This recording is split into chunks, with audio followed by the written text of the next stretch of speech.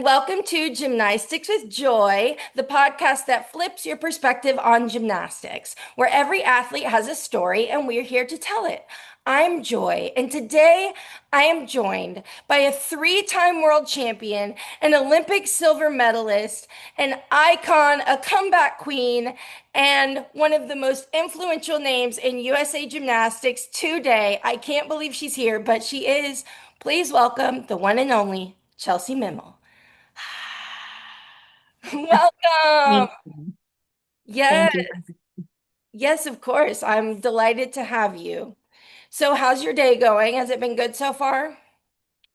So far, so good. Got the kids off to school with no issues, so that is a win.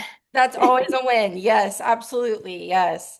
Well, I really want to start from the beginning. I always start every episode with this because I always love hearing everyone's gymnastics origin story, kind of what got them into gymnastics, what made them fall in love with the sport, how old they were. So, what is your gymnastics origin story? Well, both my parents were gymnasts, and I grew up in a gym. Yeah. That is very simple. It's how it was. That's where I spent my childhood. And I loved it. I mean, earliest memories were in the gym for me. Yeah, yeah. Yeah, I was going to touch on that because you do gymnastics, I mean, was such a family world for you. Your parents were your coaches and they were so deeply involved in the sport. What did that environment feel like as a kid growing up in that gymnastics family environment? I mean, for me, it was great. We were in the gym, like I said, just all the time, pretty much. Mhm, They weren't always like directly coaching me, but they were always, there. mhm, I I remember playing a lot too, just mhm. being going from class to class because they were doing things that I liked. Yeah, yeah. But no, it was really nice being there with family. That's awesome. Yeah, I hear that. I know it can go like one of two ways. Like either you get tired of gymnastics at an early age or you fall in love with it even more when your family is involved. And it Mhm. sounds like it was kind of for you. You just fell in love with it even more.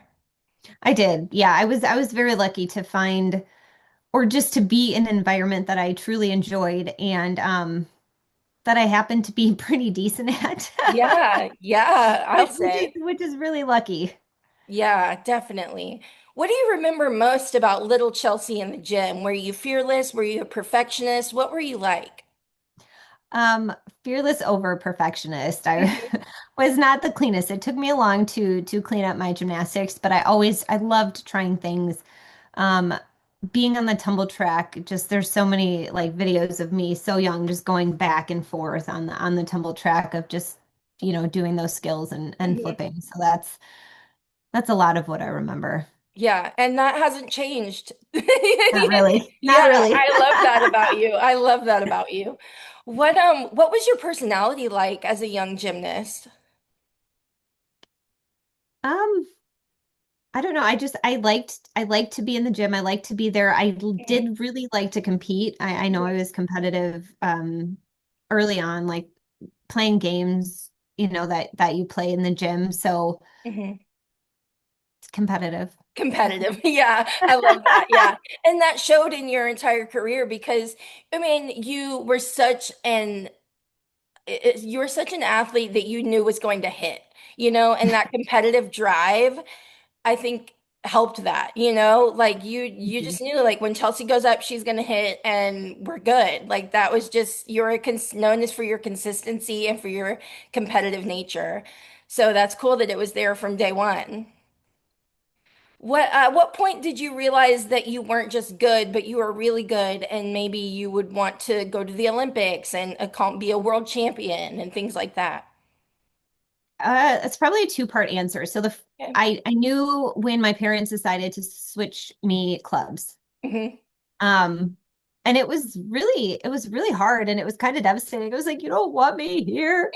Um, it's it's really hard for a 7-year-old to understand that, but Yeah. that's when I was like, oh, okay. Um, and that was a big decision on their part too. They were deciding to take that step back and just wanting to be my parents and my support system and not try to also have the pressure of coaching. Um, Yeah. so they did move me to a club, thankfully still here in Wisconsin, very close, that already had an elite program that they were training elites. Mhm. Um, and they were great, very welcoming. But like I said, it was really hard for a 7-year-old to understand that. So that was the first time where I was like, okay, you are, probably then pretty good at gymnastics for your parents to be making this decision. Yeah. And then really for reality of making a like hard goal of making an Olympic team, that didn't set in for me until 2003. After making the world championship team, well, after being thrown on to the Yeah. world championship team is a better way of saying it. Yeah. Then for me, it was like, okay, you've competed at world championships. You do have a legitimate shot of making an Olympic team. So that was when it more became a reality for me. Like it was kind of like, oh, that would be super cool. Hmm. But it was really hard, I think, for me at that time to just like really set it as a goal to be like, okay, that's a realistic goal now. Like I Yeah. can see it. Yeah, yeah, definitely. No, that's amazing. And I definitely want to talk about 2003 because that was crazy and amazing and wonderful in so many ways. Um, but looking back now, what foundation from your childhood training has stayed with you your whole career? Like maybe what's a lesson that you learned or a correction that you got that you still think about to this day? Um, I don't know if it's necessarily like corrections, but it's just the consistency of hard work. Mm, Like that's just knowing that you need to be consistent with your work and that is what is going to make the changes or help you achieve those goals.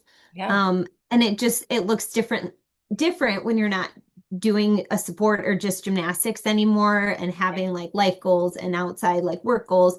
So you have to shape them a little bit differently, but the foundation of the consistency and the work stays the same. yeah. Yeah, absolutely. That's a huge lesson. And I always talk to all these athletes about how it seems like as gymnasts, you mature a little bit faster and you learn discipline and respect and time management and all of these really valuable life lessons that are going to Yeah, help you in the world beyond gymnastics, which is incredible. absolutely. Yeah, there's so many lessons that you can take away that will help you Yeah, apply to beyond. everything. Yes. Yeah, definitely. Well, I want to talk about your elite career because you had a big rise as a junior and then quickly became one of the top elites in the country. It was a whirlwind. Yeah. What do you remember most about that transition into your senior elite, into the senior elite world?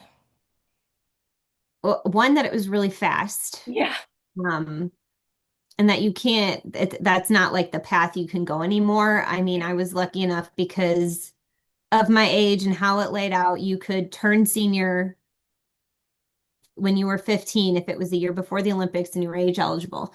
So, that's what I did. I had a pretty good year in 2002 and then 2003 championships was here in our hometown and it wasn't my best. I fell um and I made the Pan American team when my goal was to make the world team. So that was tough to take, but also like knowing, well, hey, you didn't do your job at championships, so this was, the right decision.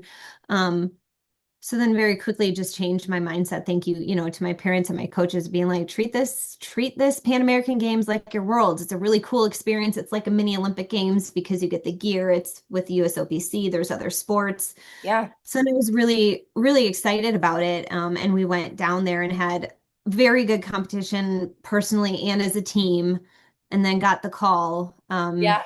before competitions had finished that they needed me to come to the preparation camp to be an alternate for the world team. Hmm. And then just kind of, Went off from there. yeah, Yeah, I wanted to ask that because that was such an iconic thing to not even be on the World Championship team, be at the Pan American Games, get the call that you're going to be an alternate for the World Championship, and then end up on the team at World Championships, and then win two gold medals.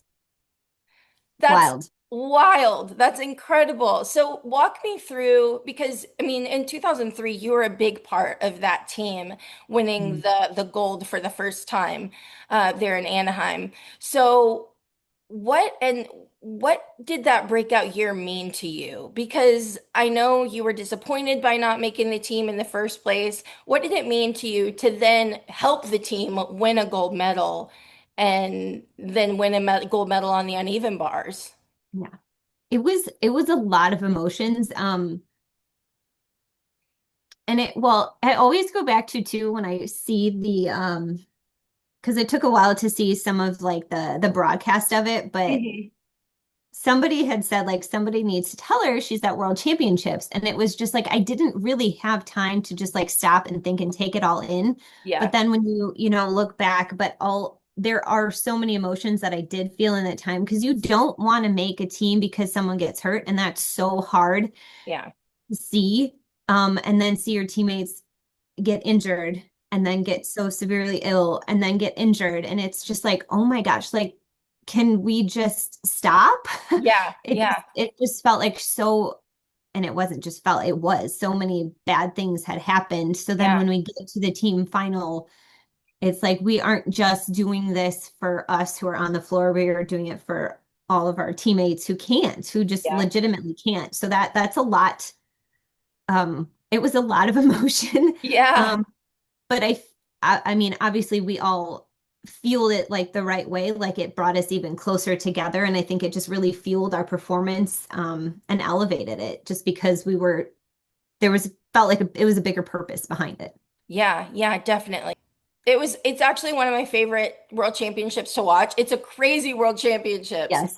It's bananas, but it's so fun Yeah. to watch. But that's the thing about you is you knew that when you went up, you were gonna hit, and that's what you did for your team. And you did it at Pan American Games, you did it at World Championships, and that's when you made a name for yourself, I would say. So, did 2003 feel like a my life is changing kind of year while you were in it, or was it not until afterward?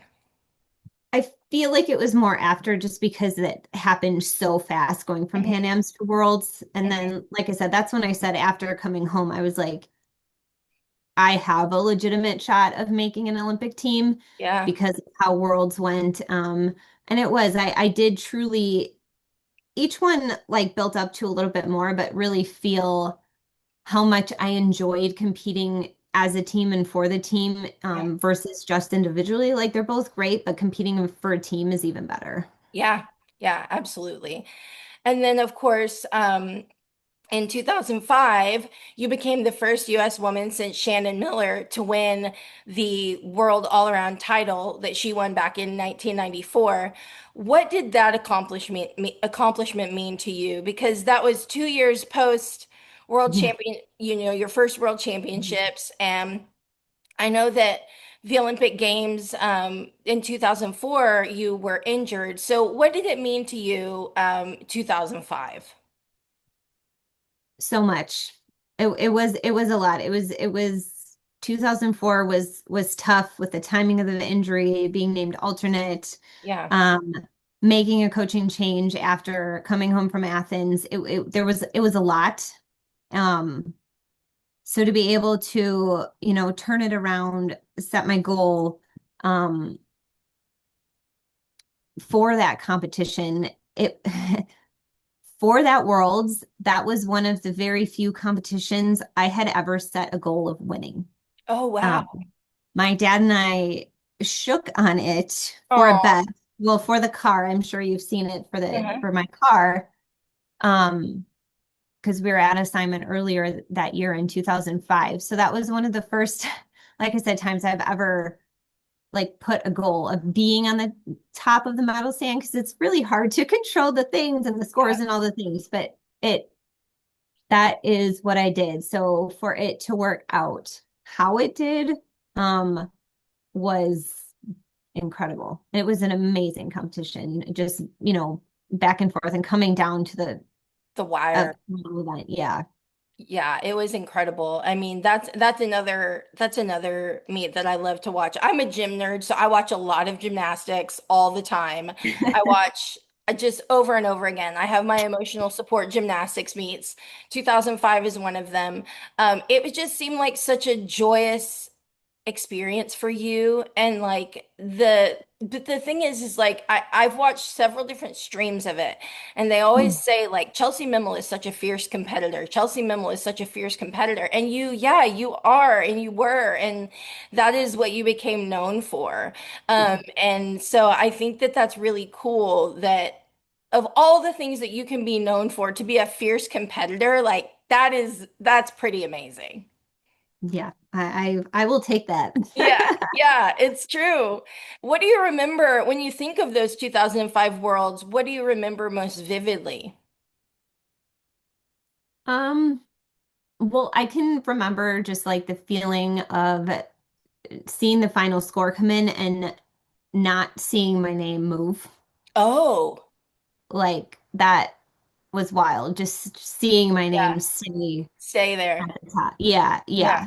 So that is, that's crazy. And then, well, I also remember like my dad, like the few, like before, um, floor, and he says this a lot, but I can just remember because it's just, it's the biggest meet of your life at that moment. yeah. And all he said, he didn't say anything technical. He didn't say whatever. All he said was have fun and I'll see you at the finish line. So like by saying that, he had so much confidence in me and our preparation Yeah, to that point that he knew I could do it. I think that just made a big difference instead of just saying, well, like, remember this, do yeah, this. It was nothing. It yeah. was have fun. I'll see you at the finish line. Um, and then I can remember after he's like, I tried to watch it as your coach and I couldn't. And I was just watching the routine as your dad. So it was Oh, really special. yeah, no, that is special. And to do it with him, like that Mhm. has to be incredible. What event, I've always wanted to ask you this because you really are a true all-arounder. Like you're great on every event. So what event felt most like home to you that you were like, oh yeah, this is my event? Um, I really bars I love a lot just Mhm. because it's fun and all that. Floor I really liked competing. Beam is a little bit more nerve-wracking. Vault for me is the hardest. So I would say bars and floor at the top. Yeah, yeah. Yeah, I mean, bars, you're a phenomenal, phenomenal bar worker. I heard you say one time that your favorite event was bars, so I was curious if that was going to be it. But what made bars feel so special for you specifically? I don't know, just I enjoyed it. I enjoyed like finding the rhythm in it, finding the breathing, figuring out how to make the bar work for you instead of, you Yeah, know, trying to work it. yeah, Um, and when you do that, everything is just a little bit easier. yeah, definitely. And first of all, your Hindorf, amazing, and your double front dismount. So, I mean, so consistent. That's a hard dismount. A lot of people take steps all over the place on that dismount, and it seems like you stuck it most of the time. I did stick it a lot. We played a lot of stick games, not just like during dismounts, but we played a lot of games of stick and landing and things like that. So I know that that helped for sure. Yeah. Yeah. Yeah, it was I like again, like that's a hard dismount, and especially the way that you did the dismount with going to handstand and then doing like that was hard. And it was iconic Chelsea Memmel. But and then sticking the double front was always the icing on the cake, but you have a skill named after you in the code of points on floor, which is an iconic skill, very difficult skill. What was it like to know that your name is literally part of gymnastics history when you got that named after you? Um, just really special. Yeah. It's very special to have something like that being in the code of points. Um, and I think I appreciate it even more now because so many more athletes are doing it. Yeah. I just had this conversation when we were competing in Italy, and I was just like, it's just funny that I can call it my turn. Yeah. It And the is girls, your turn. you should do that more often. I was like, I probably should. Yeah, it's perfect. It's so good. And it's like it's a tough turn to get Yeah. right. And Yes. so to but so many people are doing it, which is awesome. Mhm. I'm sure that's really cool for you to see so many people doing it. It is. It is. It's super tough. I've also had this conversation too, asking about things and consistent, and I will say that is the most inconsistent skill, Yeah. um, for one of them for me. Yeah. I Yeah, I say know I can do that 5 in a row of almost anything else. 5 in a row of almost anything else, but the memo, I don't know. That's funny. I know that Sienna Robinson does it in NCAA in her floor routine, which I think is so cool. That's so risky, but it's awesome. That's great. That's awesome. Yeah. So I'm curious because you have had your fair share of dealing with injury and things like that, which I know is really difficult. Did injury ever make you angry at gymnastics, or did it deepen your love for it? I don't think it would make me, I don't, wouldn't say angry at gymnastics, just angry at the situation in general. Yeah. Um, and I'd say where my parents were very good at like helping with that, letting me kind of stew in my anger for a few days and feel it and feel angry, feel pissed off. Yeah. Do like a little bit of like the why me, why now, why at this point in time. Yeah. But then they would be able to help me like come back right away and just say, this is what happened. Yeah. We can't change it. Yeah. The only thing you can do is respond to it. And if there's things that, you can work on, if it's, an upper body, work on the lower body stuff or vice versa, because, I've had both. Yeah. Um, so they, like I said, they let me have like that time to be upset, to be angry, to kind of like grieve Hmm. what I felt like I lost for a time. And Yeah. then to be like, okay, this is how you're going to respond.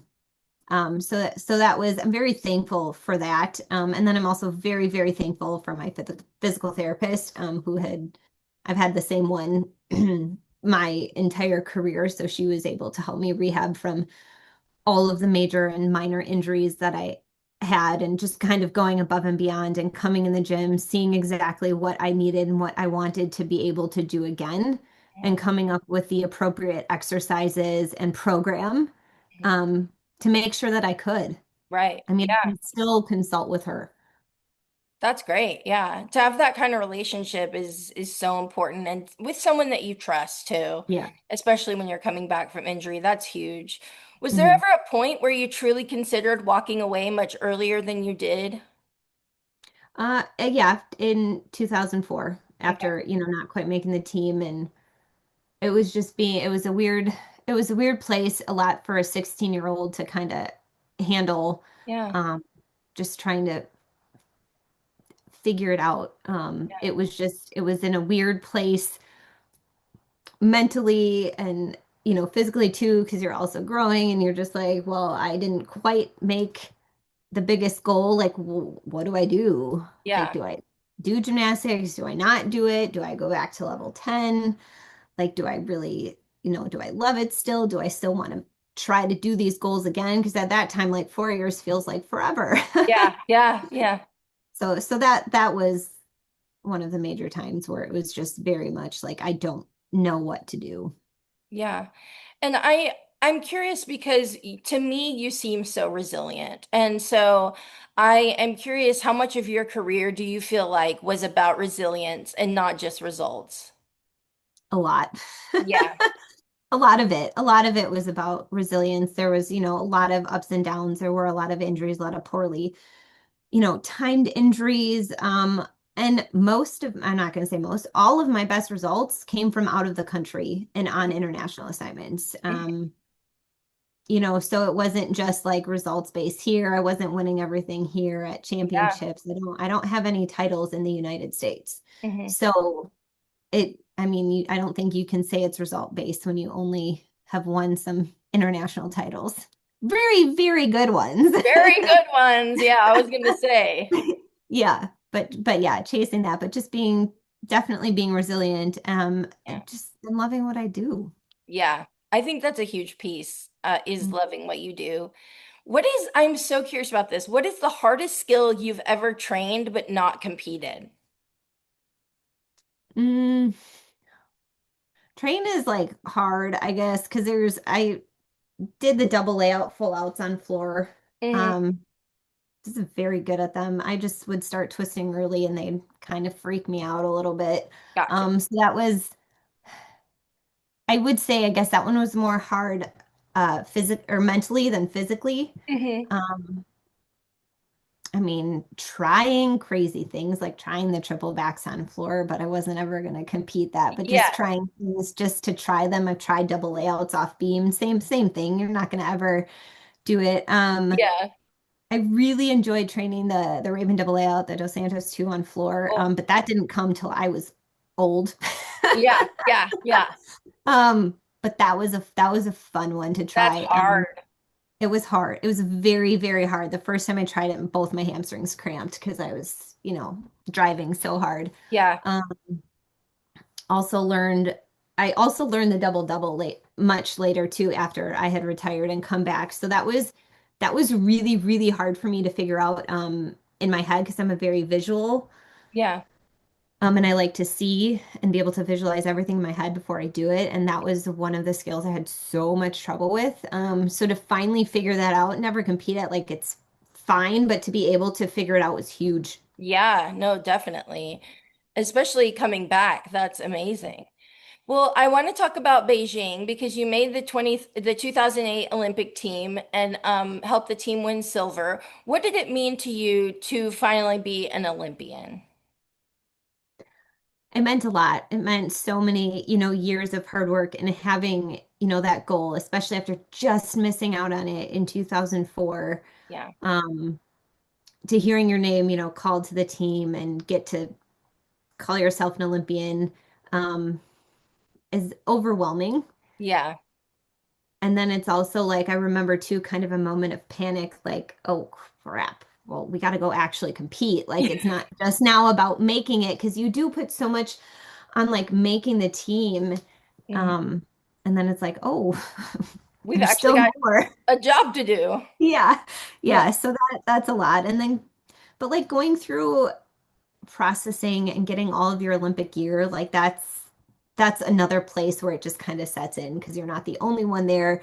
You're there with your team, and then you're going to see other teams from other sports. And we have a picture. I think it was either with the women's volleyball or basketball team. So it's just the height difference is ridiculous and yeah, yeah. amazing.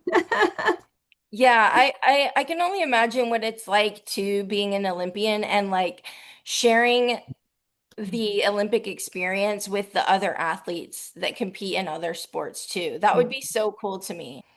It is. It's really cool because every almost every other major competition you're at, you're only gymnastics and Yeah, that's it. So when you're at the Olympics or Pan American Games, there are, especially if you get to stay in the village, there's so many other athletes from so many different sports, um, but all there for the same thing. So that yeah, it's a really cool like community yeah, to be a part of. yeah, definitely. I can see that. What do you remember most about the Beijing Olympic experience? It was a lot. I Yeah, mean, didn't go the way I wanted it to go, like for me personally, and I know for us together, our goal as a team was a little bit higher. Um, I'm grateful is yeah, still just one feeling of grateful of still being able for me to be on the team and to compete on bars and to still help contribute to the silver medal. yeah. Um, yeah. I I mean, mean, grateful is at the huge. end of the day, yes, we still get to we're Olympians, we're silver medalists. We did it Yeah, together as a team. yeah, Um, and it's, we still get to catch up about it. So that part is nice that, for me, it's still an amazing experience.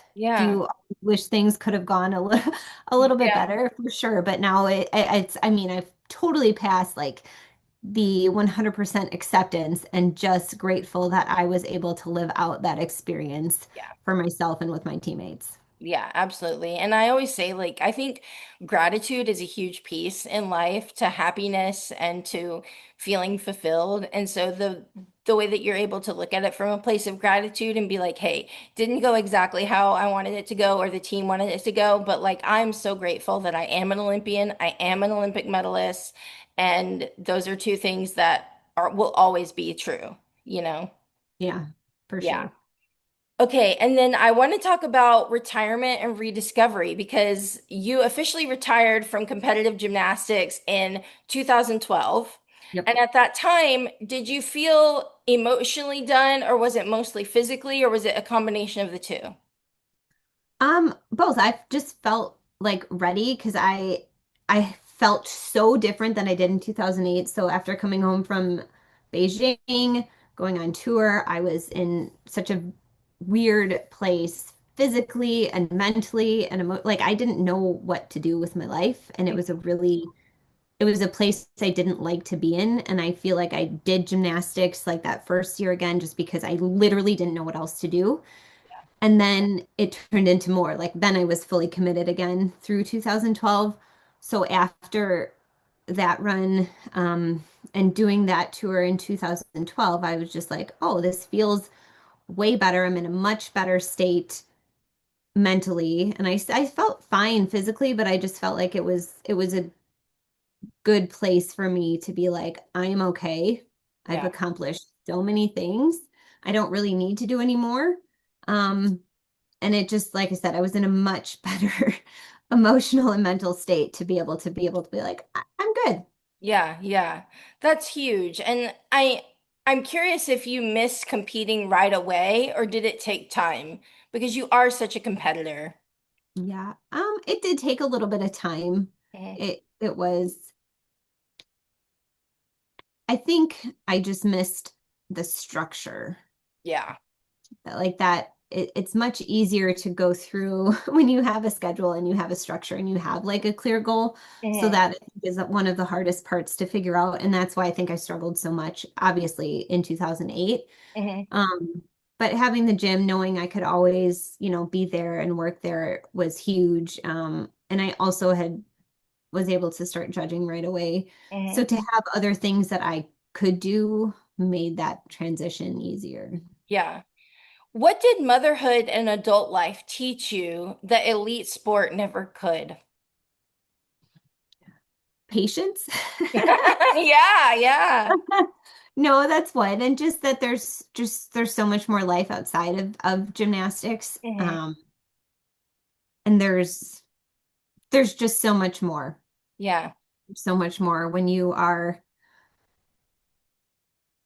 I mean, I guess for lack of a better word, like in control of something else, like Hmm. that's bigger than you. You're like, I am responsible for not one, but now two human beings. Yeah.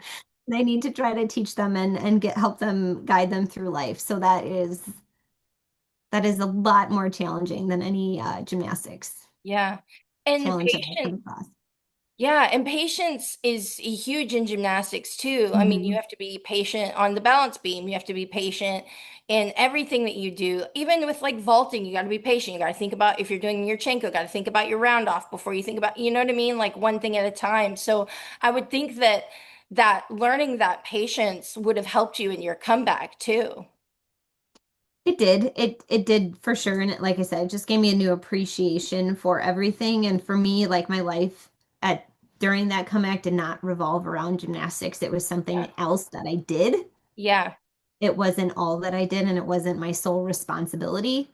My Mhm. responsibility was still to my kids, but it like the cool discovery was finding something for just me. Mhm. And that's like what it was. It was an outlet that I could fully enjoy and had to fully like focus on because there is other sometimes where you can just do other things but still be focused Yeah. on something else. But like gymnastics requires 100% focus or you Yeah. could get hurt.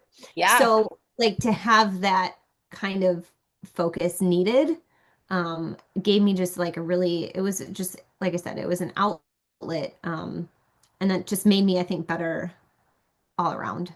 Yeah, yeah. And I mean, 2021 was your comeback year. And I would say it was very meaningful for me personally. We're close to the same age. I'm 35 now. And so I remember watching your comeback and being like, this is one of the most incredible things I've ever seen in my entire life. I mean, you captured so many hearts because you were so joyful, and it was like a deeply human, joyful experience that we all got to share with you, even though we weren't like with you actually, we were, you know what I mean? Yeah. Like we were Yeah. supporting you, we were with you. Um, and so I'm curious about when did the comeback stop being like just having fun in the gym, Yeah. after having kids, and it started feeling like, okay, this is a real comeback, like we're gonna be doing this. What was that process? Well, I kept setting like goals, Hmm. little mini goals, like for myself. Well, let's see if I can still do this. Hmm. Let's see if I can do that. Let's see if I can do this dismount. Let's see if I can, learn that or Hmm.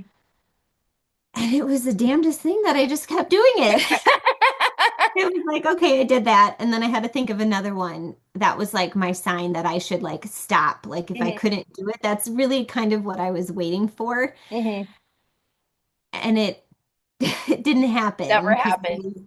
I was enjoying it so much and I was in a great like place physically. Like I learned so much about my body and about working out.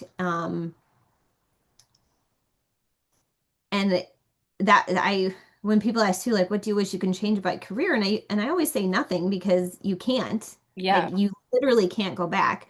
The Hmm. only thing I wish I would have understand or appreciated more was the fitness and the working outside of it and just taking that more seriously. Hmm. Because as an adult, I saw how much it made a difference. I was like, Yeah. great, well, I feel amazing physically. Gymnastics is easy. Yeah. Um, and that's not how it always is, but for me, that was the hardest part when I was younger. And then Yeah. so when I dialed in and was like, this is amazing, I feel great. And then it was learning though to put the cap on the numbers, but being so much smarter about it, it was always tried to be quality over quantity, but that's never more true when you're adult because your body cannot handle Yeah. too many. So when you can be so laser focused on something and everything else is dialed in, you're like, okay, I only have three. I'm going to make these three count. Yeah. Um, but yeah, I kept making those little goals and I kept achieving them. So I'll say there's two moments. One when we called Tom Hmm. about coming to a camp, that was very real. And I was hoping again that he would say no. He did. And then the next one, I can panic, still feel the panic when my sister Mara was like, "All right, I signed you up for classics." And Oh my gosh. I was like, this is real. Yeah, that's amazing. I remember when you were at Classics. Like it was yesterday. Yeah. And that was during, and that's the thing is it was during COVID. So that Mhm. was probably really tricky, a tricky time. Like you're coming back, things are Yeah. not like you're used to. Like that would be a lot for anybody. But again, you're Chelsea Memmel, so you're a fierce competitor, as we've already established. I do want to talk about because you ended up at US Championships performing the Yurchenko double full, which you hadn't competed since like 2006 or something like that. Yeah. So what was, because it seemed like you were in the best shape of your life. It was insane. Like what was that process like? Yes, I was in a really good place. Like I said, I had figured it out more than I had when I was a kid. Like I said, it was like that missing piece and it was the motivation coming from me and the understanding of working out, not gymnastics. I mean, like the other types of workout, Hmm. um, that helped me recover, but then made me feel really good in the gym. So like like I said, figuring that out, dialing that in. And that was all on me. I wasn't like my dad and I were working together. He wasn't directing my conditioning. He wasn't telling me what I needed to do and all that. I knew I needed to do it and I was going to do it. Like Yeah. it was funny because he didn't have to be there for that. Yeah. Where before it's harder, you need the coaches, the motivation. You're like, okay, what am I doing? And I was leading that side of it. We Yeah. were making the plan for the gymnastics together, but I was leading the other side of it because I had finally like figured it out. Yeah. Um, but yeah, doing that double full was one of like my most proud moments. Um, because I was nervous in training. My dad said it was funny too, like when the first time I went down to do it in the training, he's like, we were wondering if you were going to come down the runway. I was like, it wasn't that long. That was. Um, but no, it was just because it was that is a vault that was like I said before, it was just very mentally challenging for me. Yeah. Um, so to be able to do it on the podium, compete it again in my 30s, like that's insane. Yeah, no, it is. It is insane. You were 32, if I remember Yeah. correctly. Yeah, wow. And doing a double full at 32 and like having power out of it, by the way. Like that's impressive. That's Yeah. very impressive. You see young girls not having enough power on that thing. So, yeah, I mean, just it was one of the most inspiring things ever. What did you understand during the comeback that maybe teenage Chelsea Memmel didn't understand just yet? Um, well, one that there is more than gymnastics, and I think like having that balance of having outside activities to do. I mean, you're going to have different ones as a teenager because, you Sure. know, but like having the family to take care of, having my kids to take care of, navigating them through, you know, COVID at that time and school for my son. So like that was all gymnastics at that point was just a small piece, but it Yeah. was a small, very, very joyful piece. And I saw how much it made everything else like a little bit easier. I was taking those few hours a day. Like that's all I had. Like you have 3 hours Hmm. in the gym, that's it. Yeah. Like that's really not that long, but those like 3 hours of doing that just for me, having to focus in like completely on that made everything else feel a little bit lighter and a little bit easier. And it was more fun to be super like present Yeah. with my kids instead of worrying about this or that or doing this. So it just made yeah, just knowing that there is more, Yeah. um, but also knowing to find balance. But then on the flip side, knowing like that gymnastics too is a short window. So like to try to figure out to hone in and get the most out of it. And like I said, for me, like the working out part, like I learned really truly to love it as an adult. And I Yeah. saw the effect it had on my gymnastics, and it was a really, really positive one. Yeah. So like knowing that, like that was my goal or knowing like what your goals are in a sport, not even just gymnastics, but knowing what they are, figuring out how to find a balance, but get the most out of your time and out of your talents, and doing some of the things that you maybe don't like doing that you're going to find an appreciation for Yeah. when you're older. Yeah. Absolutely. I mean, and you're a huge inspiration for me because I always tell this on my podcast, but when I was a kid, I wanted to be a gymnast and I had like a really severe mental block about flipping backwards and I could not get my back handspring. But I do adult gymnastics now. And like you're a huge reason why I started doing adult gymnastics and now I'm learning to get my back handspring. I'm not there yet, but I'm getting there.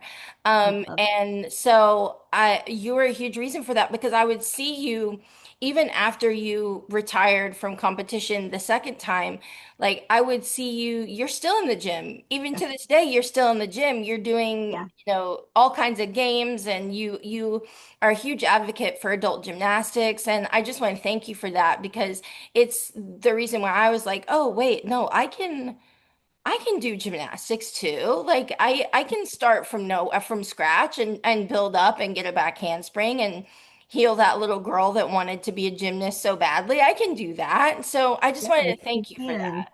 Well, thank you. I appreciate that. And that wasn't ever my intent, but that was the biggest bonus behind, you know, sharing my comeback and then starting my classes and starting my camps. I mean, I love my Tuesday classes for that reason of the people coming in who maybe couldn't do it, you know, as a kid or had that fear of trying to get over it or had a surgery and was like, my surgeon said, I was like, well, are you sending the picture? Are you sending the video? She's like, yep. So things like that is like so special for me to hear. And it's so fun because we can do it. There Yeah. doesn't have to be an age limit or a time limit. We can still do it for fun because movement is fun and gymnastics is fun. It should be for everybody. Yeah, absolutely. Absolutely. And then in 2002, you were named to the U.S. Gymnastics Women's Technical Lead um, for Team USA. What did that new chapter mean to you? That was a big new chapter. Hmm. A little bit scary. Hmm. And had you told me that probably even 6 months before, well, okay, the interview process was a little bit long. I mean, just a year before, say a Yeah. year before, I would have laughed at you and said no way. Um, but yeah, it still is. It still is a challenge. It still is a challenging position. I feel like we're moving in a really like good direction Yeah. and have a much better understanding of it now than I did then. And it's a constantly learning. Mm. Um, but it's a big responsibility that I take very serious. Yeah. Yeah, definitely. I mean, it's you have so you have people's lives in your hands, you know? I mean, that would be a big responsibility because it's not just like you're and there's a lot of young athletes right now and so you've got to figure out so many different things when choosing a team, when taking care of the athletes and advocating for the athletes and I mean there's a lot that you have to juggle, so I can only imagine that there would come like a pressure with that, especially early on. Yes, yes, there is. Um, yeah, how but how like did I said, your own athlete experience shape the kind of leader that you wanted to be and you want to be in that role though? I mean, it shapes it a lot. Hmm. Wanting to, you know, communicate a lot of the things the best we can, having more open lines of communication. Um, and that's something we're still constantly working on. Yeah. And I think that that's one of the biggest things is having that like open communication and trying to really let the athletes know that you are, there for them. Um, and it might not always feel like that with this team or that team or this decision or that decision, but I truly care about every single athlete who is, on the national team and I want them and who isn't. I want every single gymnast to be able to, walk away from the sport on their terms and look back and be like, I'm so glad Yeah. that I chose to do gymnastics. I mean, I know that's a big thing to say, Yeah. but that is something that I truly wish for everyone who decides to do this sport. Yeah. Um, but yeah, that's what I want.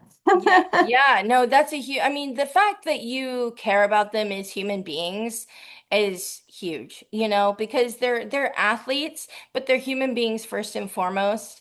And so to know that like that is what you want everyone to walk away and be like, "Hey, you know what? I'm so glad one day when they do choose to retire, like I'm so glad I did gymnastics." That's huge because you care about them as people. And I think that is why you make such a good leader, quite frankly.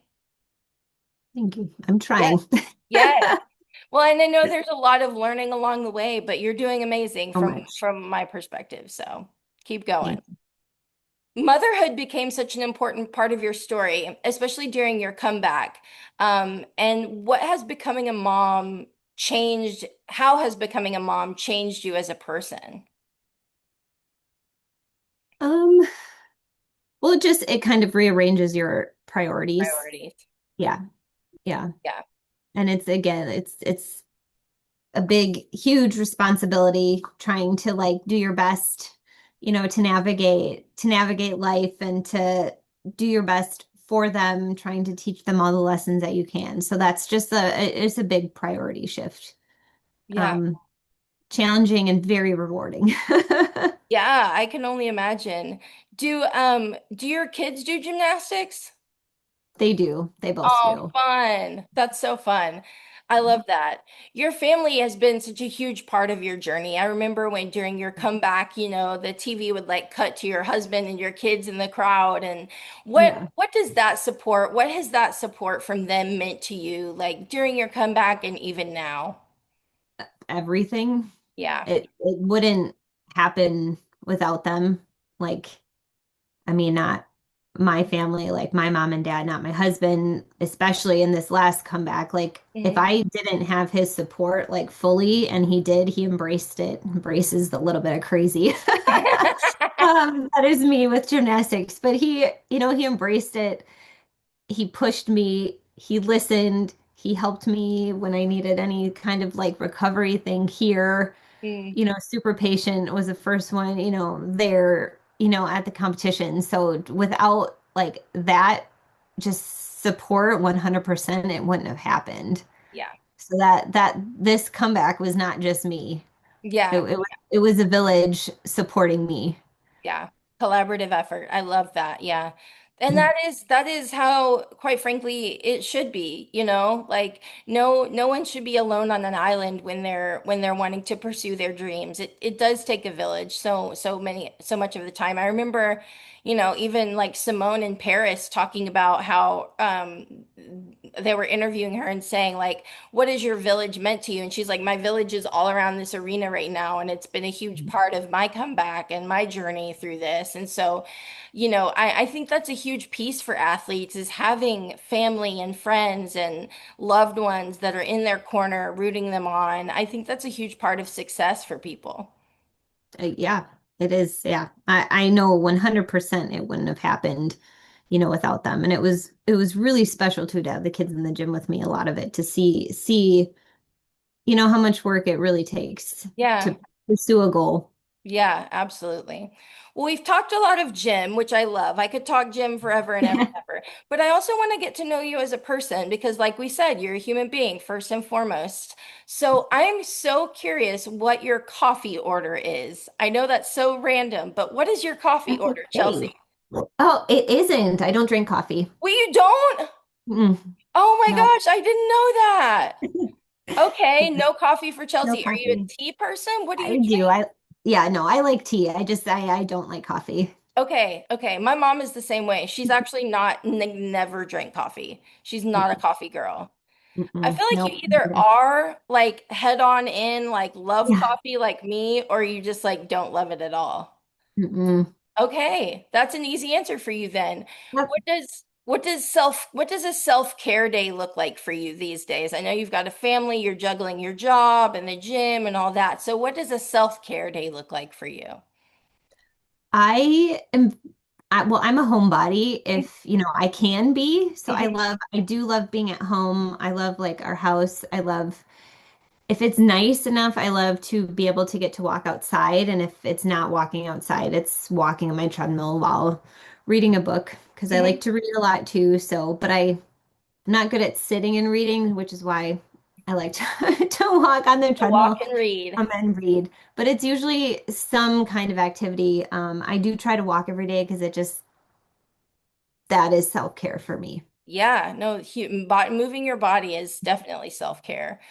What kind of music do you listen to when you listen to music? Who's on your playlist right now? I am a country girl. That is, Okay, yeah. I live in Nashville, so perfect. yeah, I got you. Yeah, country's on the playlist. I love that. Okay. What about hobbies? Do you have any hobbies that you like to do? Um, well, I kind of said walking and reading, those are Yeah, hobbies. We really yeah. like being outside.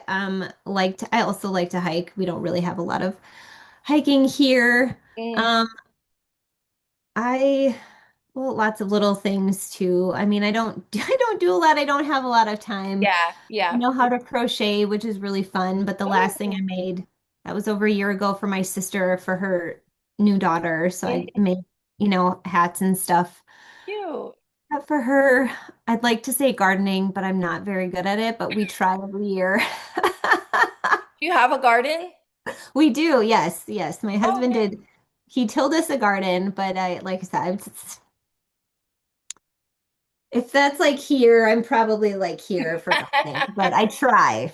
That sounds like me. I don't have a garden, but like I love plants, but I'm Mhm. not good at keeping them alive. So I like kind of have to rotate them. I just like keep them until they die and then I buy new ones. It's so bad. There you go.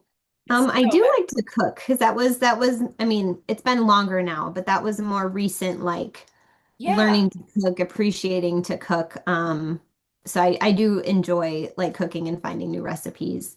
Yeah. What do you like to cook? What's your like favorite thing that your family likes you to cook?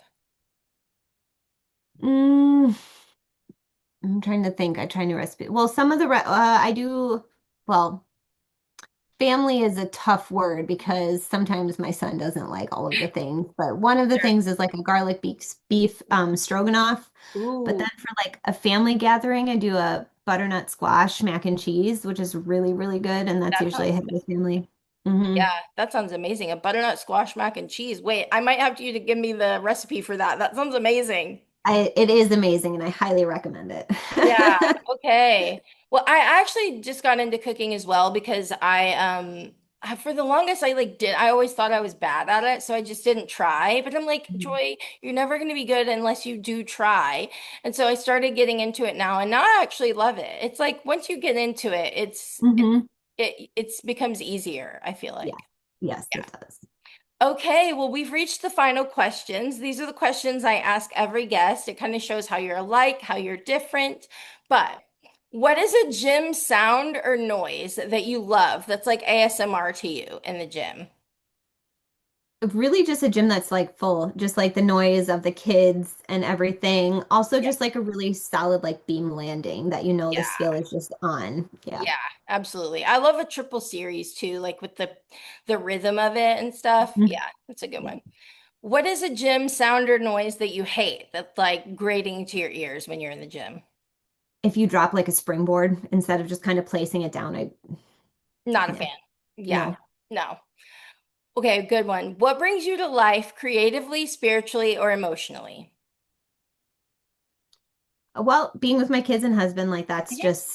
that's just one. Being outside with them. If we can all walk outside together, especially when we're gonna get warmer, Yeah. we usually do like a before bed walk, and that's just like really, really nice. Yeah, that's great. I love that walking in like nature is a part of your life. I need to get more into that because I actually love being outside and there's something like so like soothing about being in nature. Yeah, I love that. Okay, if you're reincarnated as an animal, what animal would you be? I feel like it would be something with flight, just Yeah. because, but I can't say a specific, but some kind of bird. Some kind of bird. Yeah. You know, a lot of gymnasts have said birds. I think y'all really Mhm. want to fly. Yes. Yeah. Yeah. I love that. Okay. And last question. And I always say, I think it's an important one. Looking back, what would little Chelsea be most proud of right now? Um, that's a tough one. I think she would be proud of well that one comeback just to do it just simply for the joy of doing it, even though Yeah. that was a lot of my career to begin with anyways. But I also think she would be very proud of me taking on the role that I'm in, Yeah. and trying to make like the positive changes and help trying to create, a culture to be proud of. So I think that would be a big one. Yeah, absolutely.